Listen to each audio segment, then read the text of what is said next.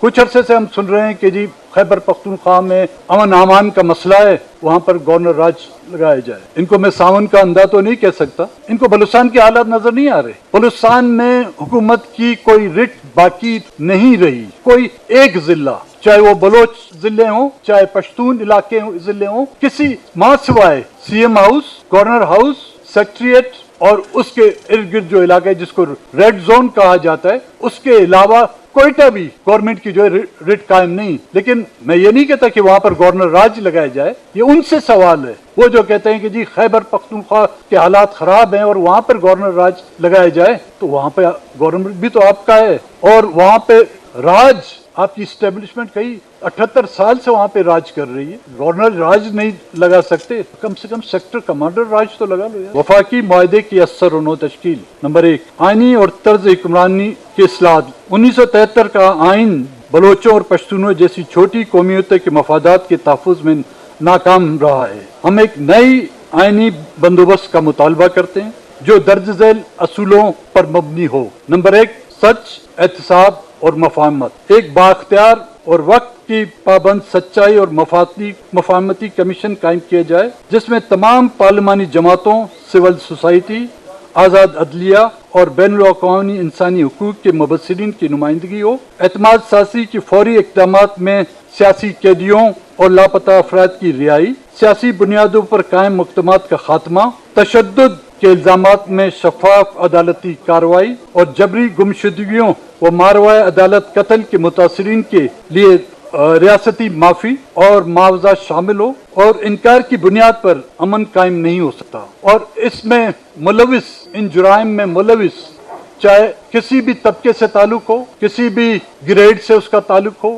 کسی بھی رینک سے اس کا تعلق ہو، ان کو قانون کے کٹہروں میں یہ نہیں کہتا کہ ہمارے سرداروں کے جرگوں میں ان پر مقدمات قائم کیے جائیں۔ ماشاءاللہ چشم بدور آپ کی عدالتیں تو بقول آپ کے تو آزاد ہیں، اور 26ویں اور 27ویں آئینی ترامیم کے بعد تو وہ مزید اتنے آزاد ہو گئیں کہ بغیر پروں کے جو اڑنے لگی ہیں۔ سیاست میں برابری کا میدان، سیاسی انجینئرنگ کا مکمل خاتمہ کیا جائے، سیاسی جماعتوں اور رہنماؤں کو آزاد، شفاف اور غیر مداخلت شدہ انتخابات میں مقابلہ کرنے دیا جائے۔ ایک وفاقی اپنی قانونی اور اخلاقی حیثیت غیر منتخب قوتوں اور مسلط کردہ قیادت کے ذریعے حاصل نہیں کر سکتا۔ بلوچستان میں یہ مصنوعی قیادتیں تنازع کی اصل فائدہ اٹھانے والی رہی ہیں۔ انہوں نے اسلام آباد اور پنڈی کو خوش کرنے کے لیے صوبے کے حقوق قربان کیے، اور بدلے میں انہیں کرپشن اور انسانی حقوق کی خلاف ورزیوں کے لیے کھلی چھوٹ اجازت دی گئی ہے۔ میں اس کی واضح مثال آپ کو دو جو کردار ہیں کافی ہیں، جو دو مین کردار، ایک جو سابقہ آپ کے جو انڈرٹیکر پرائم منسٹر تھے، خان صاحب دائیں طرف بیٹھے ہوئے میرے، اور ساجد ترین صاحب بیٹھے ہوئے، ان کا تعلق بلوچستان کے پشتون علاقوں سے۔ ان سے حلف لے کر پوچھیں کہ وہ جس کو آپ لوگوں نے وزیر اعظم بنایا تھا، ایک یونین کونسل، لٹرلی میں کسی ضلع کی بات نہیں کرتا ہوں، ایک یونین جیتنے کی جو ہے قابلیت اس میں نہیں تھی، اور اس کو جو ہے آپ نے پورے ملک میں، صرف بلوچستان میں نہیں، پورے ملک میں وزیر اعظم بنایا، اور اس کو جو ہے ایکسٹینشن پہ ایکسٹینشن دیتے گئے۔ اور دوسرا جو آپ نے وزیر اعلیٰ بنایا ہوا ہے بلوچستان کا، سرفراز بگٹی صاحب، لٹرلی اگر فری اور فیئر الیکشن ہو تو وہ بھی اپنے علاقے ڈیرہ بگٹی سے جو نا مشکل سے ایک یونین کونسل بھی جیتے، لیکن کیونکہ وہ بلو آئیڈ بوائز ہیں، اور بلوچستان کے کنفلکٹ میں ایسے ہی لوگوں کو اہمیت دی جاتی ہے، اور یہی بینیفیشری بھی ہیں، اور یہ ہر دور اقتدار میں یہ ہمیشہ اس حکمران پارٹیوں کے جو ہے پارٹنر بنے رہتے ہیں۔ نمبر 3، نیا وفاقی ڈھانچہ۔ ترمیم ہمارے بنیادی مسائل حل نہ 18ویں ترمیم ہماری بنیادی مسائل حل نہ کر سکی۔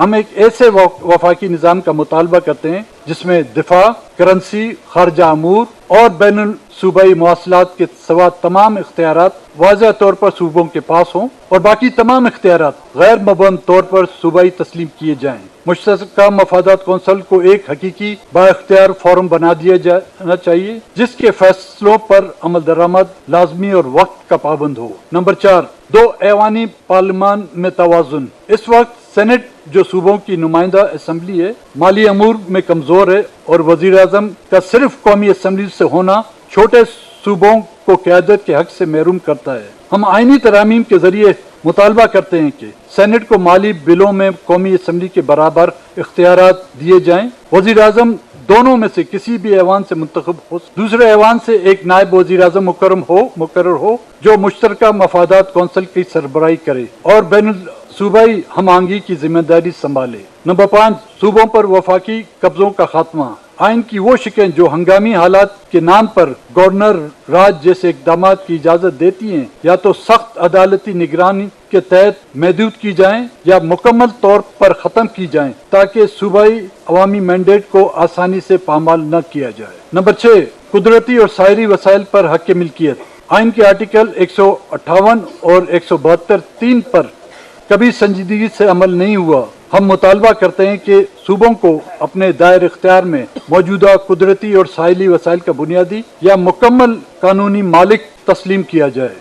رائلٹی کا کم از کم 50% حصہ پیداوار کرنے والے ضلع کو ملے، شفاف اور آڈٹ شدہ ترقیاتی فنڈ کے ذریعے۔ مشترکہ مفادات کونسل کے تحت ایک مستقل ریسورسز کمیشن قائم کیا جائے جو سالانہ حسابات شائع کرے۔ Number 7، NFC award. وسائل کی تقسیم میں آبادی کا وزن کم کر کے 25% کیا جائے اور غربت، پسماندگی، رقبے کی وسعت، کم آبادی، محصولات کی کوشش اور حقیقی ترقیاتی ضروریات کو مرکزی حیثیت دی جائے۔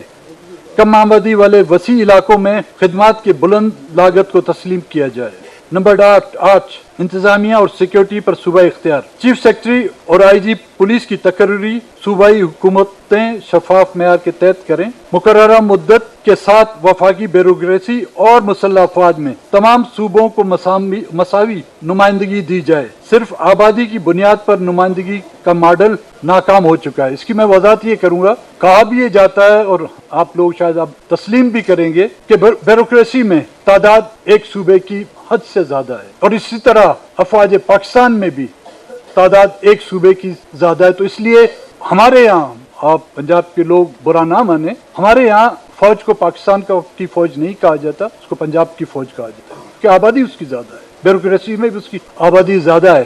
اگر اس میں اگر برابر حصہ دے دیا جائے تو اس کو شاید پھر پاکستان کی فوج لوگ کہنا شروع کر دیں گے۔ وفاقی اداروں میں صوبائی شمولیت۔ بندرگاہوں، توانائی اور معدنیات سے متعلق وفاقی اداروں اور سرکاری کمپنیوں کے بورڈز اور اعلیٰ انتظامیہ میں صوبوں کی برابر نمائندگی یقینی بنائی جائے۔ کسی صوبے سے متعلق فیصلہ اس کی شمولیت کے بغیر نہ ہو۔ نمبر 10، گوادر کے عوام کے لیے وفاقی ڈھانچے کے اندر گوادر پورٹ کی عملی نگرانی حکومت بلوچستان کو منتقل کی جائے۔ مقامی ملازمت، لوکل کنٹینٹ، محفوظ بلدیاتی آمدن اور کمیونٹی مفادات کی ضمانت کے ساتھ ایک آزاد ریگولیٹر کی نگرانی میں ہو۔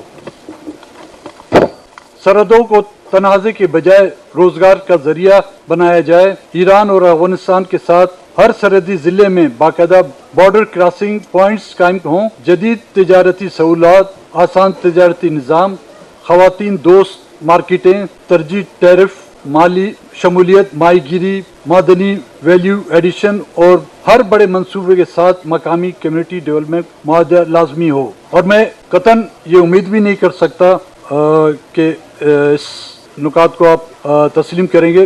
یہ میں نے بلوچستان کو، اگر آپ یہاں کی پولیٹیکل پارٹیاں یا یہاں کی ریاستی قوتیں بلوچستان کو پاکستان کے قومی دائرے میں لانا چاہتی ہیں تو یہ ایک وے فارورڈ ہم نے آپ کو دکھا دیا ہے۔ اب اس راستے پر ہمیں چلانا چاہتے ہیں، آپ لوگوں کی مرضی، ہمیں اس راستے پر ہمیں گھسیٹنا چاہتے ہیں، وہ آپ کی مرضی، پھر ایک بار اس راستے میں ہماری مسخ شدہ لاشیں آپ گھسیٹنا چاہتی ہیں، the ball is in your court۔